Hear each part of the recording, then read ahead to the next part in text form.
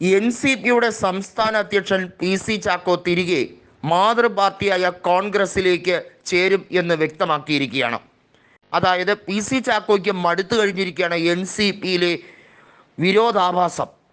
NCPക്കുള്ളിലേക്ക് തിരിച്ചു കൊണ്ടുവരാൻ മാണി സി കാപ്പനോട് കൃത്യമായ നിർദ്ദേശം PC ചാക്കോ നടത്തിയിരുന്നു.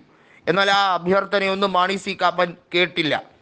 NCPയുടെ നേതാവായിട്ടുള്ള ശരത് പവാർ തന്നെ കണ്ട് സംസാരിച്ചാൽ മാത്രമേ ഈ കാര്യത്തിൽ ഒരു തീരുമാനമെടുക്കാൻ കഴിയൂ എന്നുള്ള രീതിയിലാണ് മാണി സി കാപ്പൻ സംസാരിച്ചത് പോലും. ഇതോടുകൂടി ഇപ്പോൾ PC ചാക്കോയ്ക്ക് സത്യത്തിൽ NCPയെ നയിക്കാൻ കഴിയുന്നില്ല എന്ന വസ്തുതാപരമായ കാര്യത്തിലേക്ക് എത്തിച്ചേർന്നിരിക്കുകയാണ്. തൃശ്ശൂരിൽ കൃത്യമായി പ്രവർത്തിക്കുന്ന നേതാവാണ് PC ചാക്കോ. നമുക്കറിയാം, അദ്ദേഹം 2009 തൃശ്ശൂരിൽ MP ആയ വ്യക്തിയാണ്. 2014 ചാലക്കുടിയിൽ PC ചാക്കോ നിന്നെങ്കിലും ഇന്നസെൻറ്റിനോട് 14,000-ഓളം വോട്ടുകൾക്ക് പരാജിതനായി.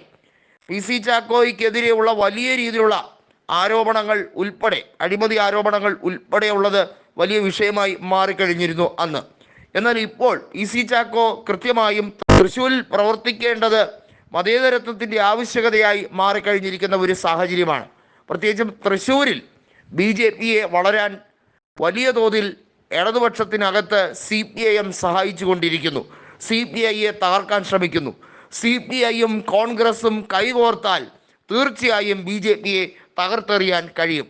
CPIയും കോൺഗ്രസും തൃശ്ശൂരിൽ കൈകോർക്കേണ്ടതിൻ്റെ അനിവാര്യത കൃത്യമായി PC ചാക്കോ എന്ന നേതാവിന് നന്നായി മനസ്സിലാകും. അതുകൊണ്ട് തന്നെ NCPയിൽ ഇപ്പോൾ നടക്കുന്ന പടലപ്പിണക്കം, അതായത് നിലവിൽ മന്ത്രിയെ മാറ്റുക എന്നതുൾപ്പെടെയുള്ള കാര്യങ്ങൾ, തോമസ് കെ തോമസിനെ മന്ത്രിയാക്കാൻ കൂട്ടാക്കുന്നില്ലെങ്കിൽ തീർച്ചയായും തോമസ് കെ തോമസും PC ചാക്കോയും കോൺഗ്രസിലേക്ക് ചേക്കേറാൻ തന്നെയായിരിക്കും സാധ്യത. അങ്ങനെ വന്നാൽ AK ശശീന്ദ്രന് പിടിച്ചു നിൽക്കാൻ കഴിയില്ല. NCPയിൽ ശശീന്ദ്രനും ശശീന്ദ്രൻ്റെ ആളുകളും മാത്രമാണ് ഇപ്പോൾ വലിയ തോതിൽ അധികാരം കൈവച്ചിരിക്കുന്നതെന്നും ശശീന്ദ്രൻ്റെ പേഴ്സണൽ സ്റ്റാഫിലേക്ക് PC ചാക്കോ നിർദ്ദേശിച്ച ആളുകളെയോ തോമസ് കെ തോമസ് നിർദ്ദേശിച്ച ആളുകളെയോ കൃത്യമായി അവർക്ക് സ്ഥാനം കൊടുക്കുന്നില്ല.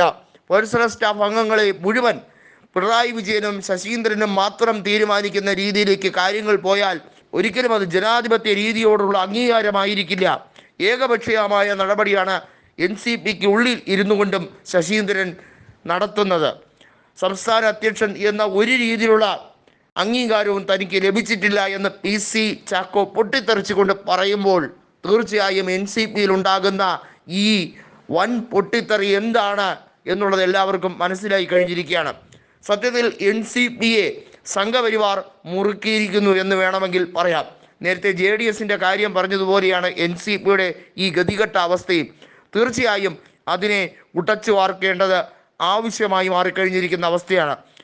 നേരത്തെ മാത്യു ടി തോമസ് എന്ന JDS നേതാവ് കൃത്യമായി പാർട്ടി വിടാൻ ഒരുങ്ങുന്നു എന്നത് വലിയ രീതിയിൽ വാർത്തയായതിന് ശേഷം ഇപ്പോഴിതാ PC ചാക്കോ കൂടി മാതൃപാർട്ടിയിലേക്ക് പോകുമ്പോൾ, തോമസ് കെ തോമസ് ഉൾപ്പെടെയുള്ളവരെ വിളിക്കുമ്പോൾ തീർച്ചയായും അത് മറ്റൊരു ഇമ്പാക്റ്റിലേക്ക് മാറുകയാണ്.